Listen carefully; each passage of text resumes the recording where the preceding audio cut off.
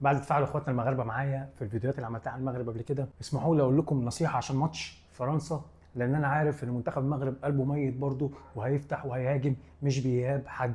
فليا ملحوظتين فقط كنقط ضعف للمغرب لازم يتفادوها مع فرنسا. النقط دي بانت في ماتش كندا. يلا بينا نتكلم في نقطتين الضعف اللي هم اتعملوا قصاد كندا وسببوا بعض المشاكل، لكن الامكانيات طبعا بتاعت المغرب هي اللي تغلبت في الاخر. بص يا صديقي، دي كندا كانت 4-4-2 والمغرب 4-2-1-3، ولكن ركز معايا لما بتعمل كندا الميد بلوك كانت عاملاه بال 4-4-2. المغرب كانت بتطلع بالكوره عن طريق كذا حل، يعني كان منهم حل انت طبعا هنا بوعدي وهنا عيناوي، تمام؟ فكان اللي بيحصل كالاتي: كانت المغرب بتخلي واحد جوه، بص الكومباكت عامل ازاي بتاع كندا، ازاي عازلينهم كده. المغرب بص معزوله ازاي، اللي هو واجهت مشكله اللي هي تنقل الكوره في الاول لو تلاحظ. فكانوا بيعملوا كده المغرب، كانوا بيبقوا فوق بعض كده، بص يخلوا واحد يدخل جوه منهم وواحد يبقى هنا. انت فاهم؟ انت فاهم واصله لك؟ اللي هو ده العيناوي وده بعدي. المهم يا سيدي، عشان انا جاي لك في نقطه ضعف بعد كده، هي جايه من هنا ان انت كده تمام. المهم ركز زي ما انت كده، ركز وهم في الاستحواذ وبيطلعوا بالكوره، ركز ايه اللي بيحصل والدنيا شغاله، والاثنين دول بقوا قدام بعض كده. ركز في دي، شوف أناحي ومزراوي، ده مزراوي وده أناحي. ايه اللي بيحصل؟ مزراوي بيجي جنب عيناوي هنا، بص، وبيجي أناحي مكانه، خدت بالك؟ فالكرة بتيجي لأناحي هنا، حلو. خدت بالك من اللي حصل كده؟ بص المثلثات بقى، في مثلثات مع بعض، شايف ثلاثيات اهي، 1 2 3 1 2 3، انت فاهم؟ 1 2 3 بقى في كذا مثلث. خدت بالك؟ عشان الوايد روتيشن لما يتنقل الناحيه الثانيه، الوايد كومبينيشنز بتتعمل ازاي؟ هي بتبقى مثلثات على الاطراف. فهنا بدات بقى، وافتكر كلامي ان الماتش بتاع فرنسا والمغرب هيبقى فيه حرب روتيشنات شغاله على الاطراف، عشان المغرب عانت في التدرج بالكوره في عمق الملعب. هم اعتقد هيعوزوا يقفلوا لك عمق الملعب عشان يجبروك على الاطراف، انت في نفس الوقت كمغرب هتنقلهم على الاطراف، فهتبقى مدعكه. المهم علشان نكمل كلامنا، فطبعا اناحي بيتقدم طبعا عادي بالكوره المعلم، وبيسحب مع ناس وبيقرب له. مزراوي نفس القصه علشان وايد روتيشن يشتغل، بص هنا، فالخنوس هنا يسحب مع ده. خدت بالك المثلث اللي اتعمل؟ شايف كده الوايد روتيشن بيشتغل وسحب معاه الباك وفضى هنا مساحه، تمام، يشتغلوا مع بعض. انت فاهم؟ شفت بقى الوايد كومبينيشنز ازاي؟ يلعب مع الوينج اهو، يروح اناحي لعبها لمزراوي ورا الباك في الزاويه العاميه بتاعته ورا المدافعين زي ما انت شايف كده. بديك مثال، والناحيه الثانيه بيحصل نفس الكلام. انت فاهم؟ اديك ترجمت معايا، انا هقول لك بس دي طريقه من طرق الكره وازاي عملوا ايه هنا، وازاي عملوا كده علشان وقفوا لعيب ما بين الكومباكت، فاهم؟ ما بين الكتله دي، وقفوا لعيب في المساحه دي. ان دلوقتي كندا هتخليهم يعانوا ازاي؟ هتجبرهم يبقوا الاثنين هنا. جاي لك الوقت، جاي لك، تمام. رجع الدنيا زي ما كانت، وناحيه هنا برضو، وليهم كذا شكل. طبعا بعدي وعيناوي بيبدلوا مع بعض عادي جدا، انت فاهم؟ بيبقى ده مره تحت والتاني فوق كده، تبادل مستمر دايما ما بينهم. واللي هو لما بينزل كبيفوت، الاثنين طبعا بيتعاملوا كبيفوت، فلما بينزل يستلم البيفوت وواحد غيره في النص هنا واقف، فده بيثبتهم. لكن هم دلوقتي كندا هيغزوك في اللي انت تطلع بالكوره. دلوقتي هتشوف اللي هم هيجبروا الاثنين يبقوا هنا، فبالتالي ايه اللي هيحصل؟ لان قبل بس ما اقول لك اللي هيحصل، هو بيجبرهم يعملوا كده على اللي واقف في المساحه هنا، بيجبرهم يقفلوا عليه، فبالتالي ده بينزل يستلم براحته. فركز معايا ايه اللي حصل بقى لما كندا خلاص لعبت دفاع متقدم وطلعت الخطوط لقدام زي ما انت شايف. بعدي وعيناوي يعتبروا جوه، انت فاهم؟ فدلوقتي ايه اللي حصل؟ الاربعه 4-2، تمام. بص بتوع كندا الاربعه عملوا ايه؟ مسكوا لعيبه المغرب اهو يطلعوا بالهجمه مان تو مان، طلعوا عليهم منات. ودول وزنوا الملعب، الاثنين نص الملعب بتوع كندا وزنوا ملعب عشان يبقوا معاهم دول، انت فاهم؟ خلاص ثبتوهم وبقى هنا منات. فهنا عانت المشكله، واضطرت المغرب تلعب على الاطراف بقى، فاهم؟ فدي مشكله. فكان لازم تلاقي لعيب من المغرب سواء بعدي او عيناوي ينزل يستلم عادي جنبيهم هنا، او ينزل هنا.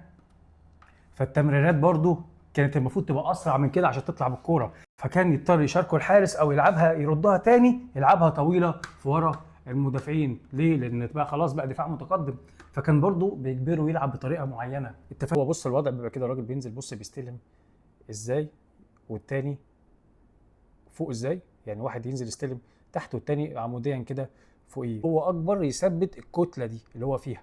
بص طيب اهو، بص هنا خدوا ده التريجر بتاعهم، دي قفزه الضغط. اول ما بيحصل الوضع ده لعيبه كندا بتروح ضغط على طول منات على خط الدفاع. يعني بص هم خلاص، بص حبسوهم ازاي، خلاص داخلين يحبسوا الاثنين جوه، ويلا هينقضوا دلوقتي. خدت بالك الوينج اهو بص هيروح مع الباك، والاثنين المهاجمين مع اثنين قلوب الدفاع، والوينج ليفت بص مع الراجل الباك، والاثنين دول هيوازنوا الملعب ما بين خط الدفاع وخط الهجوم، وهيمسكوا الاثنين نص ملعب بتوع المغرب اللي حبسوهم. بص انسى، خلاص كده هم تمكنوا من الموقف كويس. ديك شايف الوضع، ودول مأمنين الدنيا على الاخر، وبقى عاملين مسافه بين كل خط في المغرب. هو هنا بص حتى لما كانت الكرة بتيجي للبعدية هنا، التمريرات ما كانتش بتبقى سريعة، لكن في الموقف زي كده لازم المغرب تعتمد الاس والثيرد مان، الراجل الثالث، والباصات والتمريرات السريعة. واللي متابعني عارف انا اقصد ايه كويس، لان الحاجات دي هتساعده انه يطلع من المواقف دي. فاللي هو انت بص ملاحظ هنا المانات، بص كل واحد هنا على واحد ازاي، ملاحظ؟ فكانوا متسنطرين شوية، فعشان كده لعبوا على الكور العالية والاطراف. ان زي ما انت شايف هنا بص، ما هو خلاص بقى اتخانقوا شويه، فبيجبر اللعب على الكرات الطويله طبعا في ظهر المدافعين، علشان طبعا كندا خلاص خلت اللعب متقدم شويه، وما استحملتش ان هي تفضل ميد بلوك على طول كده، عامله دفاع متوسط، فعايزه برضو تكسب، والمغرب شغاله بتحاول. فالمهم كده قلنا اول نقطه ضعف. تعال اقول لك تاني نقطه ضعف، لما بقى بينقلوا اللعب على الاطراف. يلا بينا. فلما المغرب بتنقل اللعب على الاطراف وتعمل اوفرلود ناحيه معينه، تمام، ايه اللي بيحصل بقى يا صديقي؟ بيبقى الوضع، بيبقى الملعب كله مايل الناحيه دي، طبعا مع التبديله بتاعت أناحي ومزراوي، انت فاهم طبعا زي ما انت شايف. فبيبقى الوضع كده، بيتجبروا اللي هم يجوا الناحيه دي، تعمل المثلثات زي ما انت شايف، ودياز بيجي هنا يضم لجوه، حلو، في المساحه اللي ما بين قلب المدافع والباك، اللي كانت كبيره بالمناسبه، اللي ما كانتش المغرب برضو مستغلها قوي، واستغلتها الشوط الثاني، اللي هو كان بيتعمل كل حاجه الاوفرلود هنا، علشان هنا بص حكيمي بايزوليت هنا، بيعزل نفسه، بيروح يطلع فوق لقدام كده، بص بيبقى منظر عامل كده. ولكن كان الوينج ليفت بتاع كندا بيحب يضم لجوه مع الفرقه معظم الماتش. تفتكروا المرتدات اللي حصل بسبب دي، ان كان لعيبه المغرب السويتشات اللي بتتعمل لحكيمي بطيئه، او بتبقى عرضيه كده، فاهم، بالعرضي، فاهم، ما كانتش تتلعب قطريه او ورا المدافعين قدامه هنا. فكان بالتالي طبعا مع الميلان والوقفه الصح بتاعه كندا، كانت الكوره بتتقطع من الوينج ليفت بتاعهم، اللي برضه استغل حكيمي نقطه الضعف دي، بس في نفس الوقت اتردد بمرتدات وما توفقوش فيها كندا. يعني فرنسا غير كندا، كوره زي كده مرتده من لعيبه فرنسا، انت فاهم كميه الخطوره اللي ممكن تحصل. هو لا اما لعيب من نص الملعب يسند حكيمي، يغطي ورا حكيمي اول ما يطلع، او حكيمي ياخد بحذره وهو طالع لقدام، لان اكيد المغرب قلبها ميت، وده اللي محببنا في المغرب، اللي ما بتخافش حد، فهتلعب بنفس عادي الطريقه ونفس الجراءه، اللي هو يا الحذر يا حد يغطي مكان. بص بقى والاوفرلود معمول الناحيه دي، بص زي ما انا وريتك، بص بقى حكيمي هناك اهو، بص بقى الوينج ليفت بتاع كندا واقف فين، خدت بالك؟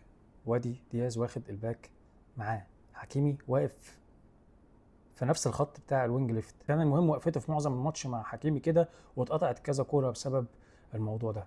فاللي هو لازم حد يغطي ورا مكان حكيمي، او حكيمي يبقى متحفظ شويه، او لا اما حد ياخد ويلعبها لحكيمي هنا زي ما حصل في الشوط الثاني، واستغلوا الثغره دي بعد ما كانت نقطه ضعف عليهم. اللي هو حتى لما اتقطعت منهم برده ما فيش حد مغطي برده هنا، كله بيوفرلود، كلهم بيوفرلودوا هنا، فاهم، مفيش حد بيبالانس هنا، فاهم، يا اما الناحيه الثانيه بقى حكيمي خالص هو هناك.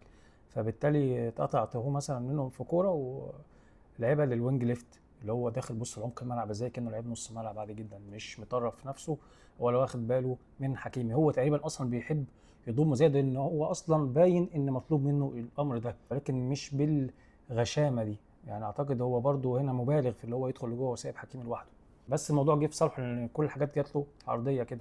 يعني حتى على سبيل المثال ادي كوره المفروض كانت هنا يعني، وتردد ويعملوا سويتش المفروض ناحيه حكيمي، فبص مفيش حتى لعيب راح مال، فالكوره بص هتتردد دلوقتي، بص اللي هيحصل، حكيم اهو، ركز بص الوينج ليفت واقف فين زي ما انا قلت لك، ركز هنا على طول، كان هو ضامن وهو فاتح لقدام حكيم، وتردد اهي، شفت التحول كان خطر ازاي، عملوا تحولات عليهم كانت تدخل جون اصلا. فبكده انا اخويا المغربي قلت نقطتين الضعف اللي انا عايز اوصله، وان شاء الله تبقى معركه تكتيكيه والمغرب تفاجئنا، علشان عندنا امل كبير فيها. وكان معكم حازم سيد، حد بيحب يعرف الكوره بتلعب ازاي. سلام.